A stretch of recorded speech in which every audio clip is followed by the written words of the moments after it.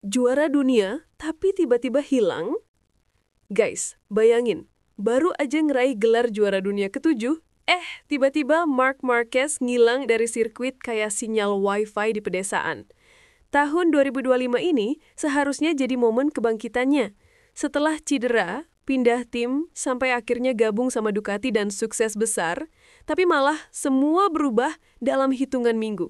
Dari podium tertinggi di Motegi, tiba-tiba absen di Mandalika, dan diumumkan gak akan balapan lagi musim ini. Netizen langsung heboh. Lah, ini champion apa cuti tahunan? Tapi tunggu dulu, kabarnya ada alasan serius di balik keputusannya ini. Bukan drama biasa dan bukan juga alasan klise kayak butuh waktu bersama keluarga. Kita bahas semua detailnya, termasuk rumor yang bikin pedok MotoGP makin panas. Comeback yang kayak film Hollywood. Setelah bertahun-tahun dihantui cedera, akhirnya Marquez bangkit. Di awal 2025, dia tampil gila-gilaan, literally vintage Marquez. Tikungan ekstrim, overtake sadis, dan gaya elbow down khasnya bikin penonton nostalgia. Ducati bahkan kasih spek mesin khusus buat dia dan Bagnaia. Tanda kalau tim ini total dukung dia. Tapi kalau hidupnya Marc Marquez ini film, bagian ini tuh adegan slow-mo sebelum plot twist besar. Karena nggak lama setelah selebrasi juara dunia di Jepang, badai mulai datang. Fans udah siap nonton parade kemenangan, tapi malah dapet breaking news. Marquez cedera lagi. Ironis banget ya, baru sembuh, balik ke rumah sakit. Kadang hidup pembalap emang kayak roller coaster, cuma bedanya yang ini tanpa sabuk pengaman. Crash di Mandalika yang bikin dunia ngelus dada. Balapan di Mandalika harusnya jadi pesta. Tapi ternyata malah jadi mimpi buruk buat Marquez. Di lap awal, setelah duel sengit sama Marco Bezzecchi, tiba-tiba, bam, motornya mental dan Marquez jatuh keras. Tim medis langsung bergerak dan hasilnya cedera bahu kanan dan kerusakan ligamen. Buat orang biasa sih mungkin cuma, nanti sembuh. Tapi buat pembalap, bahu kanan itu nyawa. Ironinya, bagian itu juga yang dulu pernah hampir bikin dia pensiun. Di pedok, suasananya langsung kayak konser dibatalkan. Semua diam, cuma bunyi obrolan pelan. Apakah ini akhir buat Marquez? Dan di dunia MotoGP, kalimat itu nggak pernah terdengar bagus. Ducati konfirmasi, Marc Marquez resmi tamat musim ini. Nggak butuh waktu lama, tim Ducati ngeluarin pernyataan resmi. Marc Marquez tidak akan membalap lagi di sisa musim 2025. Boom! Satu kalimat, tapi efeknya kayak bom di pedok.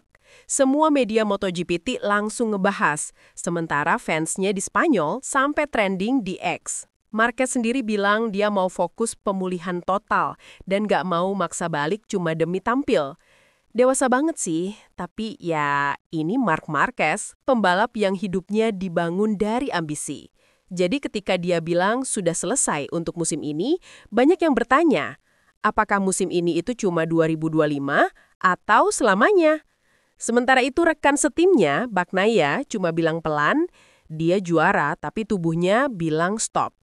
Dingin banget bro. Flashback ke masa gelap, cedera lama yang ngeri. Kalau kamu ngikutin karir Marquez, pasti tahu 2020 sampai 2022 itu masa paling kelam. Dia sempat operasi tangan 4 kali, ngalamin penglihatan ganda, bahkan pernah bilang ke media, saya sempat berpikir mungkin sudah waktunya berhenti. Nah, cedera di Mandalika ini kena di area yang sama, jadi bisa dibilang trauma lama kebuka lagi. Fans pada bilang, wah, karma sirkuit Asia nih. Tapi di balik bercandaan itu, faktanya nggak lucu. Bahu kanan pembalap itu kayak pedal gas di mobil. Kalau rusak, semua ritme hancur. Dan di usia 32, proses pemulihan nggak semudah dulu. Kadang bukan soal kemampuan, tapi soal tubuh yang mulai ngasih sinyal, bro, kita udah capek. Marc Marquez versus tubuhnya sendiri. Setiap kali Marquez jatuh, dunia MotoGP kayak nahan nafas. Tapi kali ini beda, karena untuk pertama kalinya, Marc sendiri yang bilang cukup. Di konferensi pers terakhirnya, dia tersenyum tapi matanya kelihatan berat. Saya masih cinta balapan, tapi sekarang saya harus realistis. Duh, itu kalimat yang nyesek, kayak diputusin dengan alasan kita butuh waktu masing-masing. Tapi di sisi lain, ini juga bentuk kematangan. Marquez bukan lagi pembalap muda yang nabrak demi viral. Sekarang dia mikir masa depan, mungkin juga masa depan di luar lintasan. Dan fans mulai sadar, mungkin idolanya nggak lagi kejar kemenangan, tapi kejar ketenangan. Ducati kehilangan berlian tapi dapat PR besar. Kehilangan Marquez di tengah musim kayak kehilangan Cristiano Ronaldo pas final. Semua strategi langsung berantakan. Ducati yang tadinya siap sapu bersih klasemen, sekarang harus improvisasi. Mesin, setup, sponsor, bahkan strategi promosi, semua berubah. Tapi lucunya, beberapa fans Ducati malah bilang, "Yah, lumayan, setibanya spare part aman dari crash." Sentilan kecil yang jujur banget, karena gaya balap Marquez yang agresif sering bikin kru garuk kepala. Tapi di balik itu, kehilangan sosok sebesar dia jelas pukulan berat. Pertanyaannya, siapa yang bisa ngisi kekosongan itu di 2026? Rumor pensiun mulai panas. Begitu pengumuman keluar, rumor langsung meledak. Marquez pensiun jadi topik nomor 1 di forum MotoGP. Ada yang bilang dia udah siap gantung helm, ada juga yang yakin ini cuma strategi riset sebelum 2026. Menariknya, Mark sendiri nggak pernah bilang kata pensiun. Dia cuma bilang, "Saya butuh waktu." Nah, itu tuh kalimat multitafsir yang bikin netizen kreatif. Ada yang bikin meme Marquez masuk mode healing. Ada juga yang bercanda dia bakal jadi pelatih personal untuk adiknya Alex. Tapi di balik semua candaan itu ada pertanyaan serius. Kalau dia balik, apa tubuhnya masih sanggup? Rencana 2026, balik atau ganti arah? Beberapa media Eropa nyebut Marquez bakal fokus recovery dan balik musim depan. Tapi rumor lain bilang dia bisa pindah ke peran baru. Mungkin jadi test rider, mungkin juga mentor di Ducati. Kalau benar, berarti era baru dimulai. Tapi fans masih berharap, 1 musim lagi Mark biar genap 8 gelar. Ya, abis fans emang ada matinya.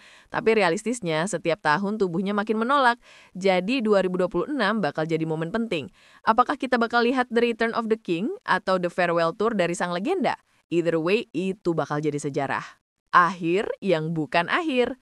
Jadi, apakah Marc Marquez sudah selesai di MotoGP 2025? Secara teknis, iya, musim ini berakhir lebih cepat buat dia. Tapi secara cerita, belum tentu. Karena setiap kali orang bilang karir Marquez habis, dia selalu muncul lagi, lebih nekat, lebih cepat. Dari 2020 sampai sekarang, dia udah buktiin bahwa juara sejati bukan cuma soal podium, tapi soal seberapa sering kamu bangkit setelah jatuh. Dan siapa tahu, 2026 nanti dia balik bukan sekadar untuk menang, tapi buat ngasih pelajaran baru, bahwa legenda nggak pernah bener-bener pensiun. Tapi kalau beneran pensiun, ya paling nggak dia bisa buka channel YouTube sendiri, Marquez Motovlog, siapa tahu trending juga. Hasil yang bikin garu kepala. Selamat datang di GP Update. Di seri MotoGP Malaysia 2025, Aprilia datang dengan percaya diri tinggi, tapi pulang membawa lebih banyak pertanyaan daripada piala. Sepang seharusnya jadi ajang pembuktian, tapi justru menjadi pengingat bahwa langit balap tak selalu cerah. Banyak fans mengira ini akan jadi akhir pekan gemilang, namun hasil akhirnya seperti pesan makanan online, foto bagus tapi realita beda jauh. Aprilia yang sebelumnya digadang sebagai ancaman utama, kini terlihat seperti tim yang kehilangan arah. Apa yang sebenarnya terjadi di balik layar pedok? Mari kita bongkar bersama dari latihan hingga rest day yang penuh drama. Harapan setinggi podium, hasilnya ya tidak setinggi itu. Sebelum tiba di Malaysia, Aprilia sedang di atas angin. Marco Bezzecchi tampil konsisten, RSGP makin disegani, dan kru tim tampak yakin bahwa podium sudah di depan mata. Tapi sayangnya, di dunia MotoGP, ekspektasi tinggi bisa berubah jadi tekanan berat. Bezzecchi bahkan sempat menyebut Sepang sebagai sirkuit yang bersahabat. Ternyata, sirkuit itu malah seperti teman yang mendadak ghosting di saat penting. Ketika semua berharap Aprilia bisa memanfaatkan momentum, tanda-tanda awal masalah mulai terlihat di latihan hari pertama. Efek domino. Apakah ini awal era baru MotoGP? Aturan baru seperti ini bisa jadi permulaan babak baru dalam dunia MotoGP. Dari sekadar balapan cepat, kini jadi kombinasi antara strategi, kalkulasi waktu, dan kedisiplinan tingkat tinggi. Para pebalap mulai waspada, crash bukan cuma soal cedera atau kehilangan waktu, tapi juga potensi penalti finansial. Dan itu bisa mempengaruhi psikologis balapan berikutnya. Seorang komentator bercanda, sekarang yang paling penting bukan throttle control, tapi rule control. Mungkin ada benarnya, karena di era ini yang menang bukan cuma yang paling cepat, tapi juga yang paling taat aturan. Jadi, adil atau terlalu kaku? Kasus Pedro Acosta memberi pesan kuat. MotoGP kini makin serius soal regulasi. Tapi pertanyaannya, apakah aturan ini akan menjaga keadilan atau justru membunuh spontanitas balapan? Denda 2.000 euro mungkin sepele bagi tim pabrikan, tapi efeknya jauh lebih besar, mengubah mindset seluruh padok. Dan buat fans, drama semacam ini justru bikin MotoGP makin seru untuk diikuti. Karena di balik setiap tikungan, bukan cuma ada kecepatan dan skill, tapi juga kisah, emosi, dan kadang sedikit humor mahal seharga 25 juta rupiah. Jadi, menurut kau gimana? Aturan baru ini penyelamat atau penghambat keseruan MotoGP?